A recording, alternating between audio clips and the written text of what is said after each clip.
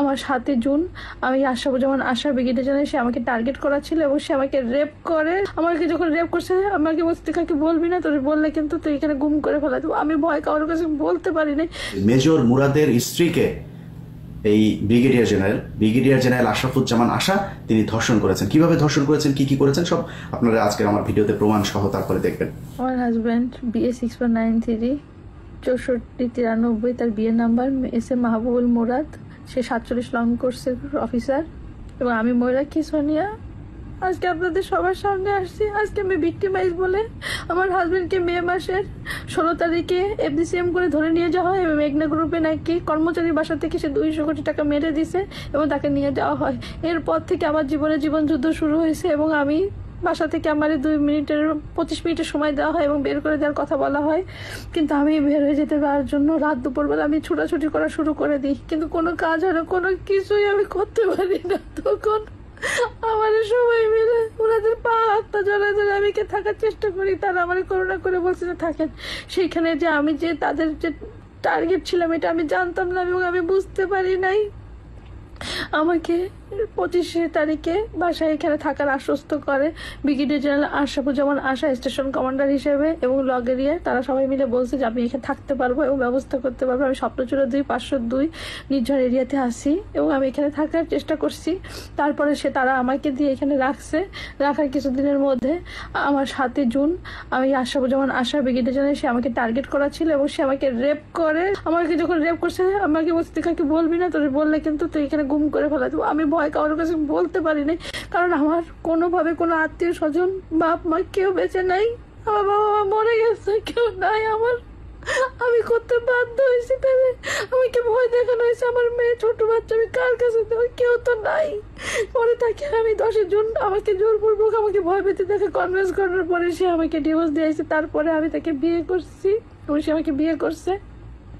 পরের দিনে 11 জন সে আমাকে বিয়ে করছে। বিয়ে করার পরে সে তার মতো আমি আমার মতো আসি এবং তারপরে সে আমাকে ওই স্ত্রীর অধিকার নিয়ে ভোগ করে। সে আমাকে ফ্যাসিলিটি তো দেয়ই নাই, কোনো কিছু করে না। যখনই বলে আপনি না আমার গার্জিয়ান, আপনি না আমার ব্যবস্থা করবেন। এরপরে জানাজানি হয়, আমি প্রেগনেন্ট হয়ে যাই। যখন সে বুঝতে পারে আমি প্রেগনেন্ট, তারপরে সে ব্যবস্থা করে বলে যে এখনই ব্যাকডেটেড করে তালাকের কাগজ রেডি করতে হবে, তা না হলে সমস্যা আসছে। তার চাকরির সমস্যা আমার বন্ধু বান্ধবরা দিয়ে সে তালাকের কাগজ আনার ব্যবস্থা করে দিয়ে সে ওইটা চাকরি নিয়ে কি করছে আমি জানি না। এর পরবর্তীতে যখন আমি বুঝতে পারি যে সমস্যা একটার পর একটা বাড়তেছে এবং কমতেছে না, তার বোন, তার 2 বোন, তার ওয়াইফ এবং সে সহ বাসায় এসে আমাকে মারধর করে আমার বাচ্চা অ্যাবর্শন হয়ে যায় এবং ঘরের মধ্যে আমার গর্ভপাত হয়ে যায় এবং আমি ভয়ে বলি না এবং তখনও বলে গেছে যদি বলে দিস তাহলে তোকে মেরে ফেলাই দেবো, তোর বাচ্চা কুম করে দেবো। আমি এটা বলতে পারিনি, কারোর কাছে বলতে পারি। সিএমএসে প্রমাণিত হয়েছে যে আমি প্রেগনেন্ট ছিলাম 6 উইকসের। আমাকে অমানসিক নির্যাতন করা হয়েছে। গত বছর আমাকে দেখেন মেরে এইখানে মাথার গোপাল ফেলাই দিয়েছে। যখন তার কথা লাজে হয়নি আমাকে গলা টিপে ধরছে, আমার মেয়েকে লাথি মারছে এবং বলছে তোরা যদি স্বীকার করিস বলিস তোদের ভাত বন্ধ হয়ে যাবে 2 মিনিটের মধ্যে, এখান থেকে 2 মিনিটের মধ্যে তোদের বের করে ছেড়ে দেবো। কালকে আমি আর্মির ভিতরে বহুত কমপ্লেন দিয়েছি, বহুত জানার চেষ্টা হয়েছে, কোনো ধরনের কোনো ফ্যাসিলিটি আমি পাইনি, কোনো কিচ্ছু পাইনি। আমি কিচ্ছু পাইনি, আমাদের কোনো জাস্টিস দেয়নি। কালকে আমি আর্মিতে রিপোর্ট করতে যেতে চাচ্ছি, জানি না আমি ফিরে আসবো কিনা, কোনো কিছু হবে কিনা। আমি সবার কাছে আমি আবেদন করছি, আমি জানানোর চেষ্টা করছি, আমি কিছু করতে পারিনি। আমার বাসায় খাবার নাই, আমি না খেয়ে মরে যাচ্ছি। আমাদের সামাজিক ভাবে আমার চাকরি বাকরি নেই, আমার বাচ্চা নিয়ে কিভাবে চলবো আমি জানি না। আমার আপনারা বাঁচান, আমি কিভাবে থাকবো আমি জানি না। তার সাথে সে বলছে আমার একটা DGFI FIO লগেরিয়া তাকে সাপোর্ট দিচ্ছে, তাকে কেউ আটকাতে পারবে না, তাকে কোনো কিছু শাস্তি দিতে পারবে না। আমি কাউকে ভরসা করতে পারতেছি না। আমি শুধু আমার বাচ্চাটার জন্য বেঁচে থেকে আমি যদি মরেও যাই, আমার বাচ্চাটা আপনারা দেখে দেখেন। এই জন্য আজকে আমি আপনাদের সবার সামনে এসে বলতেছি আমাকে বাঁচান। আমার যদি কিছু হয়ে যায় এই সেনাবাহিনী দায়ী, এই আশরাফুজ্জামান আশা ব্রিগেডে জেলে উনি 36 লং করছে, উনি এখনো দায়িত্বে আছে, সার্ভিং অফিসার। আজকে আমরা বিয়ে করেও বিয়ের অধিকারে বইয়ের মর্যাদাও দেয় নাই, উল্টো মারধর করে আমাকে কিছু রাখে নাই। আমি যখন বলছি আমার জীবনে কেন আপনি এটা করলেন, অনেক মেয়ে তো ছিল এবং তার স্বীকারোক্তি আছে, সে আরো মেয়েদের সাথে সম্পর্ক করছে, তার সাথে আমি ভালো আচরণ করে করছি, কিন্তু তাতে কোনো কিছু হয়নি। তার ওয়াইফ সবকিছু জানে, সবকিছু বোঝে, তারা সবাই মিলে করছে। যখন বিয়ে করছে তখন বলছে তার বউ ছিল না, আমি জানতাম না। পরবর্তীতে যদি কি তার সবকিছু আছে, বলতে পারেন আপনি জানতেন না কেন? আমি জানার চেষ্টা করিনি, কারণ আমি এত কিছু আমার স্বামীরে নিয়ে, এত কাহিনী নিয়ে, আমার বাবা মা মরে যায়নি, আমি নিজে অসুস্থ হয়ে পড়ছি, আমি কিচ্ছু জানতাম না। আসসালামু আলাইকুম। এতক্ষণ যেটা দেখলেন এটা জাস্ট একটা ট্রেলার। মূল ঘটনা আজকের ভিডিওতে আপনারা দেখবেন। যার কান্না শুনলেন তিনি একজন ব্রিগেডিয়ার জেনারেল, এর নাম হচ্ছে আশরাফুজ্জামান আশা। তিনি আওয়ামী লীগের একজন দোসর। আওয়ামী লীগের বর্তমান যেই সেনা প্রধান আছেন, আওয়ামী লীগের সেনা লীগের প্রধান ওয়াকারের অত্যন্ত আস্থাভাজন, গুরুত্বপূর্ণ জায়গাতে আছেন তিনি। এই ব্যক্তি যেই কাজ করেছেন এটা পৃথিবীর ইতিহাসে সেনাবাহিনীর মতো সুশৃঙ্খল কোনো বাহিনী তো বহু পরের কথা, সবচেয়ে জঘন্য কোনো সংগঠন, কোনো সংস্থা তাদের পক্ষে সম্ভব না। 25শে ফেব্রুয়ারির পর থেকে বাংলাদেশের সেনাবাহিনী যা করেছে, সেনাবাহিনীর ভেতরে যা ঘটেছে, এটা সভ্য কোনো সমাজে ঘটতে পারে না। নিজেদের ক্যান্টনমেন্টের ভেতরে নিজেদের লোকজন তারপরে আটকে রাখা হয়েছে বছরের পর বছর। তারা 5 তারিখের পরে এখনো পর্যন্ত চেয়ারে আছে। আরে ভাই, সবার মানে গণ ইস্তফা দেওয়ার কথা, যে আমরা পারিনি, আমার ভাইদেরকে, যে ভালো মানুষ তারও দেওয়া উচিত। এই সেনাবাহিনীর অফিসার একটাও থাকা উচিত না। আপনার ভাইরা আপনার ক্যান্টনমেন্টের ভিতরে আপনার তাদেরকে বন্দি করে রাখা হয়েছে, আপনি বাঁচাইতে পারেন। আপনার মতো বালের এই বাহিনী দিয়ে আমি কি করব? তারা এটা করেছে। যে ঘটনা নিয়ে আজকে কথা বলতে এসেছি সেটা আমি চাই না এই বিষয়টা সামনে নিয়ে আসতে। যত কিছু হোক, সেনাবাহিনী তো আমার দেশের বাহিনী, এই ঘটনাটা ভেতরে থাকো। কিন্তু ঘটনার যে বিষয়গুলো আমি দেখানোর পরে আপনারা বুঝবেন যে আমি কোন প্রেক্ষিতে এটা সামনে নিয়ে আসতে বাধ্য হলাম। বিষয় হচ্ছে মেজর মুরাদ 25শে ফেব্রুয়ারির পর থেকে সেনাবাহিনীতে যখনই কেউ আওয়ামী লীগের কথা শুনে নাই, আওয়ামী লীগের পক্ষে কাজ করে নাই, ভারতের পক্ষে কাজ করে নাই, তাদেরকে টার্গেট করে করে তারপরে বিভিন্ন ক্রাইমের সাথে জড়িয়ে দেওয়া হয়েছে, জড়িয়ে তাদের বিরুদ্ধে মামলা দেওয়া হয়েছে। সেনাবাহিনী একটা বিশাল বড় সংগঠনের সংস্থা, এটার বিভিন্ন মানুষজন আপনার বিভিন্ন ক্রাইম করতে পারে, এগুলো বিচ্ছিন্নভাবে হতে পারে। সামষ্টিকভাবে এই পুরো সেনাবাহিনীর নিয়ন্ত্রণ নিয়েছিল ক্রিমিনালরা, যারা ভারতের পক্ষ হয়ে আমার বাংলাদেশকে তাদের কাছে ইজারা দিয়েছিল। সেই লোকগুলো সেনাবাহিনীর মূল পদগুলোতে বসেছিল এবং এই তাদের মধ্যে এই আশরাফুজ্জামান আশা তিনি একজন।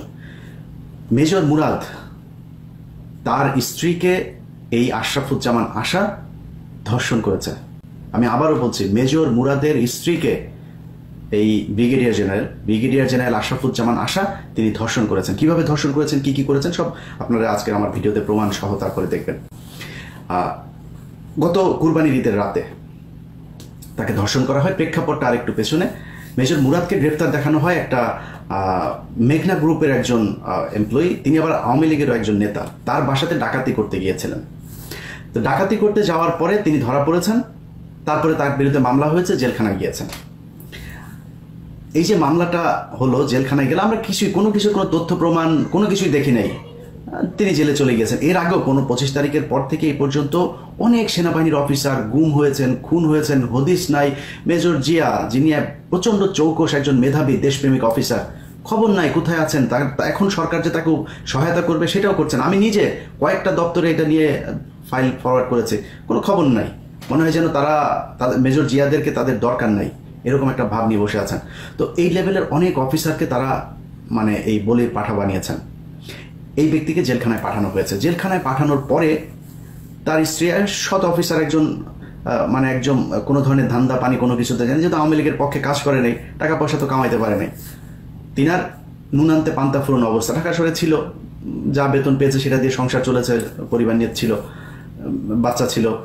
তো এই মহিলা যখন হাজবেন্ড জেলে যাওয়ার পরে তার অবস্থা খুব খারাপ। তাকে থ্রেট করা হয়, আলটিমেটাম দেওয়া হয় যে 25 দিনের মধ্যে আপনাকে বাসা ছাড়তে হবে। তো ছাড়তে বলার পরে সে কোথায় গিয়ে উঠবে, কি করবে? একজন আসেন তার কাছে, একজন ত্রাণকর্তা হয়ে, যে তোমার কিচ্ছু হবে না, তুমি আমার এলাকার বোন, তোমার এই ভাই থাকতে তোমাকে কেউ এখান থেকে উচ্ছেদ করতে পারবে না, সরাতে পারবে না। তিনি হচ্ছেন এই আশরাফুজ্জামান আশা। এসে বলার পরে তিনি আশ্বস্ত হলেন, সেনাবাহিনীর গাড়িতে করে তাকে তার স্বামীর সাথে জেলখানে দেখা করতে যাওয়ার ব্যবস্থা করে দেওয়া হয়েছে, নানান ধরনের সুযোগ সুবিধা। ভাই হিসাবে এসছেন বোনের কাছে। কুরবানির ঈদের রাতে তার বাড়িতে এসেছেন, কুরবানির ঈদের ঠিক আগ মুহূর্তে তাকে কিছু টাকা পয়সাও তিনি দিয়ে এসছেন, কি নিয়ে আছেন, কিভাবে থাকছেন খাচ্ছেন দিয়ে এসছেন, বাজার টাজার করেছে। ঈদের রাতে আবার এসে খোঁজ নিতে, খাওয়া দাওয়া করছে কিনা, কুরবানির মাংস টাংস খেলো কিনা, এর বলে রান্না টান্না হয়েছে কিনা, বাসায় বোন ঠিক আছো কিনা, হ্যাঁ জি ভাই ঠিক আছি, দাও খাবার দাও, কি রান্না করছো দেখি। খেতে বসছে, খেতে বসার পরে গরুর মাংস টাংস দিয়েছে। তারপরে কোথায় থাকো, কোথাও, আমার বোনটা কই থাকে, ঘরের ভিতরে দেখি ঘরের কি অবস্থা। ঘরের ভিতরে ঢুকেছে, মেহমান ঢুকেছে, ভাই তো ভেতরে, তার সাথে সাথে বোনও ঢুকেছে, এই তো এই রুম আমার বাড়ি, এই আর কি। হঠাৎ করে ঝাপটে ধরে তাকে ধর্ষণের চেষ্টা করে। ধর্ষণের চেষ্টা করার পরে এক পর্যায়ে তার শরীরের কাপড় টাপড় সব কিছু খুলে ফেলে এবং ঠিক মানে মাঝে মাঝে একটা অবস্থাতেই তার মেয়ে ছিল ওই রুমে, মহিলার চিল্লাপাল্লা শুনে তারপরে তার মেয়ে ওই রুম থেকে আসে। ওই মেয়ে যখন এসে দরজা খুলে তখন সে খুব তাড়াহুড়া করে উঠে ওই বাসা থেকে চলে যায়। পাঞ্জাবি পরে এসেছিলেন ভদ্রলোক সাহেব। তো আসার পরে, এই ঘটনার পরে সে গিয়ে যেই প্রথম যে ভিডিওটা আপনারা কান্নার ভিডিওটা দেখলেন, সেই ভিডিওটা তিনি পাঠিয়েছেন, পাঠিয়ে তার কাছে মাপ চেয়েছেন, আমাকে মাপ করে দাও, আমি কান্না করছি, আমার খুব খারাপ লেগেছে, আমাকে শয়তান ধরেছিল, ধরে তারপরে এটা করিয়েছে, আমি এটার জন্য মাপ চাই। এখন এটার আমি তো যেহেতু পাপ করেই ফেলেছি। এর মাঝখানে ওই মহিলা ধর্ষণের ব্যাপারে তার কাছে হুমকি টুমকি দিয়েছেন, সেনাপ্রধানকে জানাবেন, বাইরে জানাবেন, এরকম জানানোর পরে সে এই ভিডিওটা খুব মানে সুকৌশলে সে নাটক করে এই ভিডিওটা পাঠিয়েছেন। পাঠিয়ে তারপরে মহিলা কোনোভাবেই ছাড়বেন না, তার ব্যাপারে নালিশ করবেন। তো তিনি তখন বললেন যে দেখো, তোমার স্বামী তো আসলে যে মামলা হয়েছে উনি তো বের হইতে পারবে না, তুমি একটা বাচ্চা নিয়ে আছো, আমার স্ত্রী নাই এবং আমার স্ত্রীও মারা গিয়েছেন, এই বলে টলে তারপরে তাকে আস্তে আস্তে বুঝাইতে তারপরে তাকে রাজি করাইলে তো আমরা বিয়ে করে ফেলি। বিয়ে করার পরে তাকে ভোগ করলো, ভোগ করতে করতে করতে করতে হঠাৎ করে কয়েকদিন পরে, মানে সপ্তাহ দেড়েক পরে তারে ডিভোর্স দিয়ে দিয়েছে। ডিভোর্স দিয়ে দেওয়ার পরে আপনার তাদের একটা কনভারসেশন আছে। এই নায়ক আবার এর মাঝখানে যে ঘটনাগুলো ঘটিয়েছেন তার এই যে কদিন বিয়ে করার পরে যা যা এর মাঝখানে সে ওই নারীর ভেতরে তো মানে ওইভাবে প্রেম টেম কাজ করতেছে না, কারণ তার হাজব্যান্ড জেলে, একটা পর্যায়ে এসে তার হাজব্যান্ডকে রেখে তাকে আরেকজনের সাথে, নিজের মেয়েদেরকে নিয়ে যাতে রাস্তায় বসতে না হয় এই কারণে আরেকজনের কাছে এসে সে তো প্রেমের মুডে নাই। যাই হোক, সে তার সাথে মোটামুটি সংসার করছে, আর্থিকভাবে অন্তত সচ্ছল থাকার জন্য সে সেটা করেছে। তার উপর আবার আরেকটা ঘটনা ঘটেছে ঈদের রাতে, এগুলো নিয়ে আছে। তিনি বিভিন্ন সময় বিভিন্ন ছবি পাঠিয়েছেন, যেই ছবিগুলো আপনারা এখন দেখছেন, এই ছবিগুলো নায়ক আশরাফুজ্জামান আশা তিনি তাকে পাঠিয়েছেন, সিডিউস করার চেষ্টা করতেন এবং অসংখ্য আপনার স্ক্রিনশট, তাদের সাথে বিভিন্ন কথাবার্তা, কনভারসেশন, যে জিনিসগুলো আছে সেগুলো, যে জিনিসটা আপনাদের দেখাইতে চাই কত বড় বদমাইশ সেটা দেখানোর জন্য আপনাদেরকে তার এই নারীর সাথে কিছু কনভারসেশন শুনেন। বিশেষ করে তাকে যখন ডিভোর্স দেওয়া হয়, ডিভোর্স দেওয়ার আগের কিছু ঘটনা। আমার 21 বছরে 1 মাসে দেখো, যার সঙ্গে মনের মিল হয়, তার সঙ্গে বিশ্বাসের মিল হয়, এবং এখানে শুধু শারীরিক সম্পর্কটা সব কিছু না, বুঝতে হবে। হ্যাঁ, সব কিছু মিলায় আমার কাছে মনে হচ্ছে যে আমি তার সঙ্গে থাকতে চাই। তাকে কিন্তু আমি বলছি তোমার কথা, ঠিক আছে? কি বলছো? যেটা বললাম, আমার সাথে থাকতে চাও? আচ্ছা, তারপর সে শুনে কি বলছে? তারপর সে শুনে বলছে যে তাহলে তো আমি তোমার সঙ্গে থাকতে পারবো না, তোমার সঙ্গে আমার থাকা হবে না। মানে সে রুম থেকে বের হয়ে চলে যাবে, ঠিক আছে? তুমি বাইরে যাবে না, তুমি আমার সঙ্গে থাকতে হবে না, but you sleep in your bed. আমি তো কিছু করছি না তো। তারপরে তো তাকে অনেক কথা বললাম যে তুমি যে এদেরকে নিয়ে বাইরে গেলা, তোমাকে বসে দেবো না। তুমি কী করলে এটা? How is it possible? আমাকে তো বলছে, আমাকে এ বলছে যে ভাবি এটা কী আর করলো, ঠিক আছে? মানে এটাও খুঁজে বের করছে। হ্যাঁ, তোমার তো সবই আমার কাছে শুধু বলছে ভাবি এটা কী করতেছে, এটাই বলছে ভাবি এটা কী করতেছে, আমি কী করলো?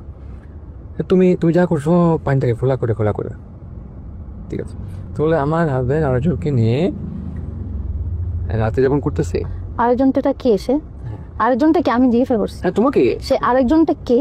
Who I am? সে উত্তরটা দাও। হু আই অ্যাম বলো, মাথা জাগাতো না, বলো। না, আমি তো তাকে জিজ্ঞাসা করি। তোমার কাছে আমি জিজ্ঞাসা করছি হু আই অ্যাম, আরেকজনটা কে? আমি তো বলছি যে মানে সে তো আমার ওয়াইফ, তাকে তো বিয়ে তুমি জানো।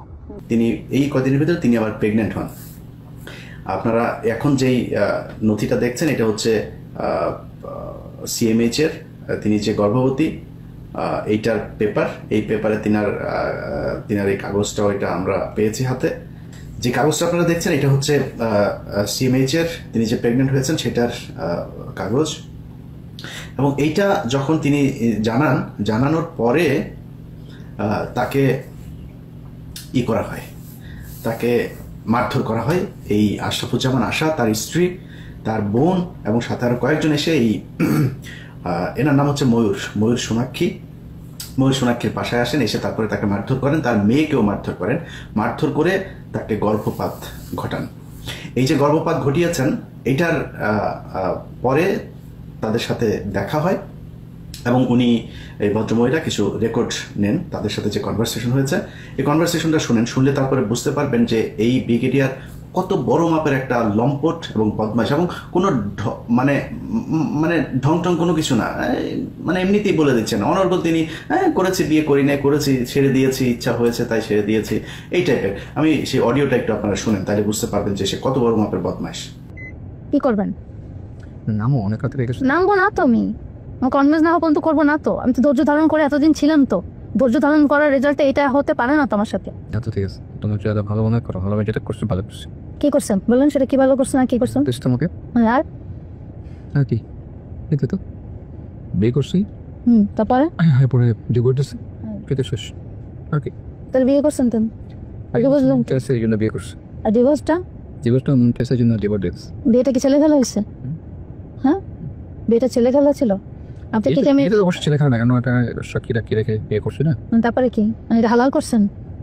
হ্যাঁ আমরা করছি তো, মানে 7 তারিখে হালাল করে নিলেন? হ্যাঁ। এই জন্য আমাকে বিয়ে করছেন? হ্যাঁ, বিয়ের আগে কাজ কি পাওয়া যাবে? ও, এই জন্য হালাল করে নিয়ে খাওয়া দাওয়া শেষ এবং ছেড়ে দিচ্ছেন। কার ফোন দেখতেছো? কারটা দেখতেছেন? কি দেখতেছেন? কি দেখতেছি? তাহলে এতদিন আমার সাথে নাটক করছেন? কেন? তা কি করছেন? বিয়ে করছি, বিয়ে করে বউর সাথে যা করে সেটা করছি। বিয়ে করে বসে যা করে মানে দেখছি, মানে কি করছেন? শুধু তো শরীরটা ভোগ করছেন, কি করছেন? এই তো শরীরটা তো ভোগ করা কেন? বিয়ে করলে স্ত্রীর শরীর ভোগ করা হয় না? বিয়ে করলে কি স্ত্রীর শরীর ভোগ করা হয়? অবশ্যই করছেন। না, বাকি কি করছেন? বাকি কি করছেন? বাকি কোনটা করছেন? বাকিতে অনেক কিছু করতে পারে না, আমিও পাই নাই। কি ফিনিশ? বাকি যা করতে হয় কি মেইনটেনেন্সের কথা বলতেছো, ভরণ পোষণের কথা বলতেছো, সাংসারিক খরচ দেওয়ার কথা বলতেছো, সাপোর্ট দেওয়ার কথা বলতেছো, কোনটা তো সামাজিক পদমর্যাদা দেওয়ার কথা বলতেছো? কোনটা করছেন? হয় নাই 3 মাস 10 দিনও হয় নাই। বিয়ের 3 মাস হয় নাই। বিয়েরও হয় নাই, বিয়েরও অনেক কিছু হয় নাই, সেটা অনেক কিছু করেন নাই, আমার সাথে। কেন করলেন? কেন করলাম? খেলা খেলা হবে কেন? তো কি করছি? তোমার সঙ্গে বনিবনা হয় নাই, কি বনিবনা? ব্যবহার সবকিছু মিলায় হয় নাই বনিবনা। আমাকেও তোমার পছন্দ হয় নাই, অনেক সমস্যা, অনেক কিছু দায়িত্ব পালন করতে হবে। তাহলে আমি যখন আপনাকে বলছি যে আপনার সাথে এরকম কালাচারি না করে আপনি আমাকে ডাইরেক্ট বলে, তখন কেন বলছেন যে না এগুলো কোনো কিছু না, আমার তো ময়ূরের সাথে সংসার করতে কেন বলছেন? মনে করছিলেন বলছেন, তো পেছন দিকতে চুরি বললেন কেন ডিভোর্স দিয়ে অবস্থা করে আপনি নাটক সাজালেন কেন? ডিভোর্সের কি পরিস্থিতি হচ্ছে না? তুমি আমাকে নিয়ে সন্তুষ্ট না, ভরণ পোষণ দিতে পারতেছে না, সময় দিতে পারছে না, পদমর্যাদা দিতে পারতেছে না, এটা নিয়ে নানান সময় তোমার সঙ্গে আমার তর্ক বিতর্ক হচ্ছে, কথা কাটাকাটি হচ্ছে, তুমিও সাফার করতেছো, আমিও সাফার করতেছি, দুইজনে মিলে সাফার করতেছে। এই জন্য প্রেগন্যান্সিটা প্রমাণ করার সাপেক্ষ, মানে প্রমাণ করতে হবে। কি করতে হবে? প্রমাণ কিসের প্রমাণ? প্রেগন্যান্সি প্রমাণ করতে হবে তো। আচ্ছা, এখন প্রমাণ চলে আসছে। সিএমএস থেকে ভুল বলে দিছে। আমি কি কখনো দেখছি? তবে আসেননি কেন? দেখনি কেন? সিএমএস পর্যন্ত নিয়ে গেছি, আপনি আসেননি কেন পর্যন্ত? জাননি কেন? হ্যাঁ, তো চলো আমরা দেখি তোমার প্রেগন্যান্সি কতটুকু ঠিক আছে। দেখেন কত বড় লম্পট হইলে তারপরে এগুলি করা যায়। এখন তিনার সবচেয়ে বড় অস্ত্র হচ্ছে সেনাপ্রধান তারে বাঁচাবে এই জন্য।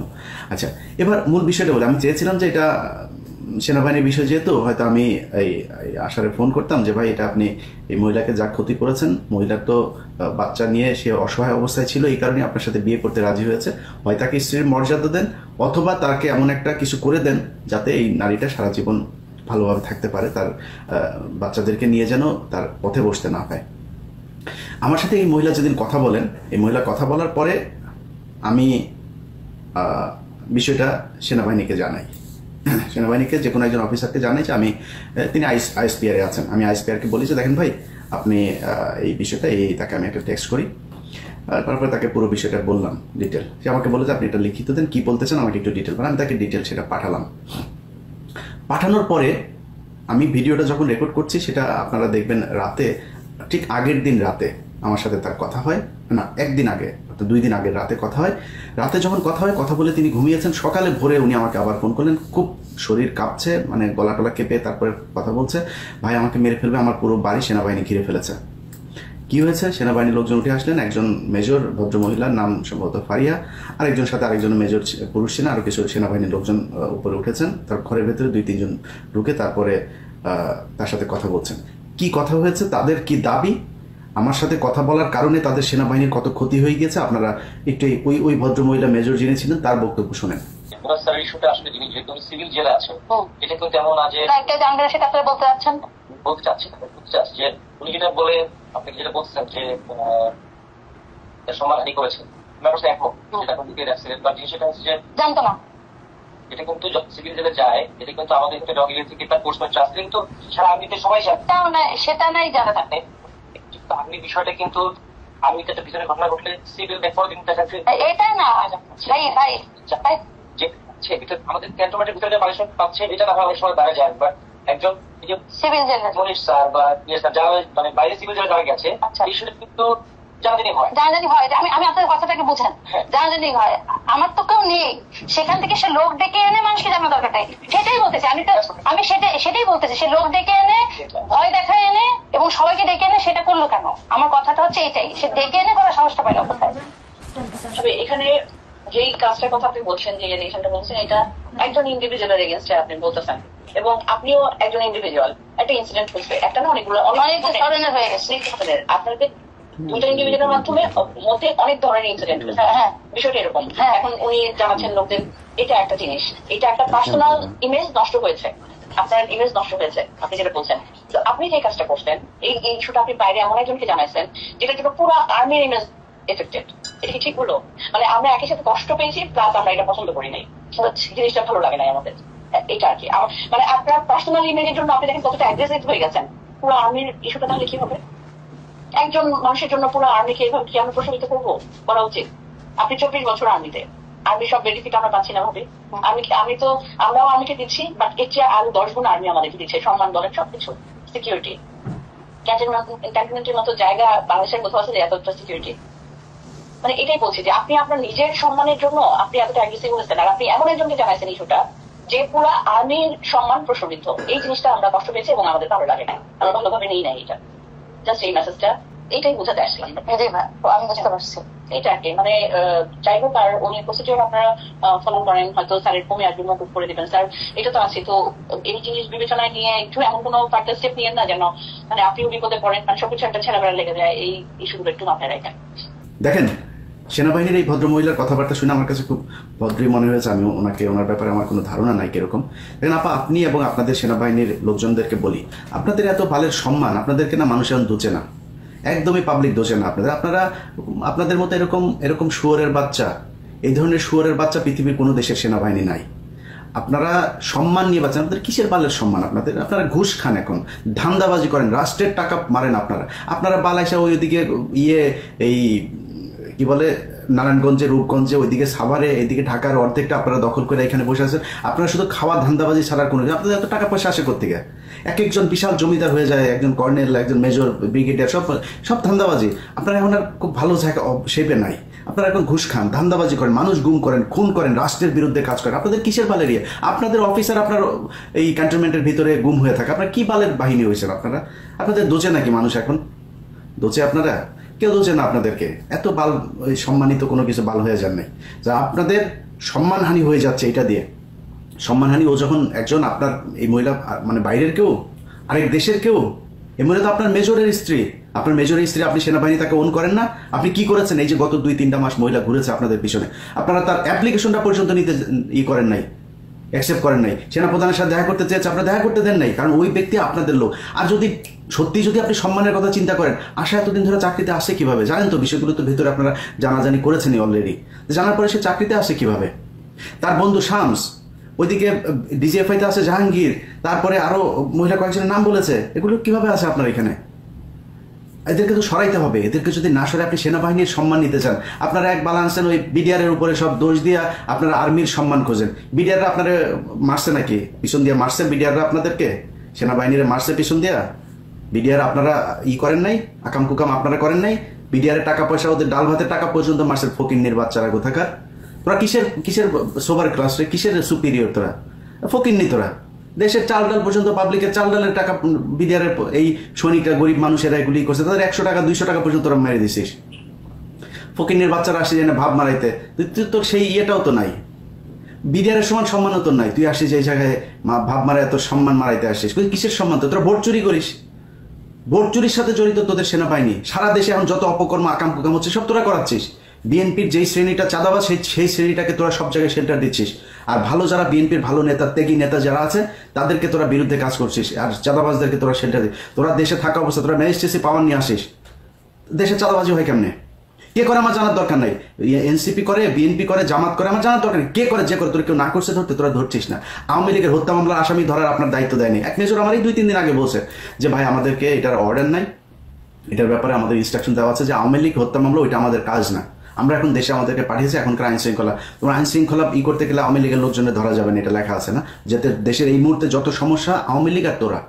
তো এই সেনাবাহিনীর আওয়ামী লীগ ছাড়া বাংলাদেশের কোনো সমস্যা হইতো না। সব সমস্যার মূলে হচ্ছে তোরা। যত ঘটনা ঘটছে 2 দিন পর পর দেখবেন এই পাথর চুরির সাথেও সেনাবাহিনী জড়িত। এরা করিয়েছে, এরা শেল্টার দিয়েছে। পাথর কি হাওয়া হয়ে গেল নাকি? এটা কি 1 গ্লাস পানি নিয়ে চুরি হয়ে গেল? হাতের ঘড়ি চুরি হয়ে গেল? এটা কি একদিন সময় লেগেছে নাকি? কোথায় ছিলেন আপনার গোয়েন্দা সংস্থা বাল ফালায়? কোথায় থাকেন আপনারা? এই হচ্ছে আমার দেশের সেনাবাহিনীর অবস্থা। একজন মেজরের স্ত্রী ক্যান্টনমেন্টের ভেতরে থেকে সে রক্ষা পায় নাই, তারা ধর্ষণ করে। এই সেনাবাহিনীতে আমরা কি করব? এদেরকে এই উপরের যে শেপ আছে এই শেপ দ্রুত সরাইতে হবে, এবং সেনাবাহিনীর ওয়াকারের যে বিচ্ছু বাহিনী যারা ওয়াকারকে সাপোর্ট করে তাদেরকে অতি সত্বর বহিষ্কার করতে হবে, এখান থেকে সরাইতে হবে। না যদি সরাই, সেনাবাহিনীর এগুলো যত আসবে একটা একটা করে সব কিছু ছেড়ে দেব। আপনাদের কোনো সম্মান নাই। আপনারা বালের বাহিনী, এই বাল বাহিনী দিয়ে এই দেশের কোনো উপকারে আসে না, আসবেও নাই। এই দেশের মানুষ রক্ত দিয়ে তারপরে স্বাধীনতা এনেছে, আপনারা কিছু করেননি। যেদিন 5 তারিখ আমার স্বাধীনতা দিবস, বিজয় দিবস, ওই বিজয় দিবসের সকালেও তোদের সেনাবাহিনী গুলি করেছে মানুষের উপরে, এই মোহাম্মদপুরে। তোরা এমনিতেই করিস না, তোরা এত ভাব মেরা লাভ নেই। আমরা উপকার করেছি সেনা, তুই বাধ্য হয়েছিস শেখ হাসিনাকে ছাড়তে। তোরা ছাড়তে চাস নাই, তোদের বাম্বু দেওয়া হয়েছে এইখান থেকে, এই জন্য তোরা ছাড়তে বাধ্য হয়েছিস, নাহলে তোরা ছাড়তি না। তারপরেও ভাই, সেনাবাহিনীর অনেক দেশপ্রেমিক, আমি সবাইরে করছি না, আপনাদের প্রতি অনুরোধ ভাই এগুলিরে সরান। এই যে ভদ্রমহিলা কথা বলেছেন, আপা আসলেই সম্মান চান? সম্মান চাইলে আগে ওই আশার বাসায় যান। আশার বাসায় যায় ওরে বলেন যে তুই একটা আমার মেজরের স্ত্রীরা তুই ধর্ষণ করলি কেন? আপনি মহিলা না? আপনার খারাপ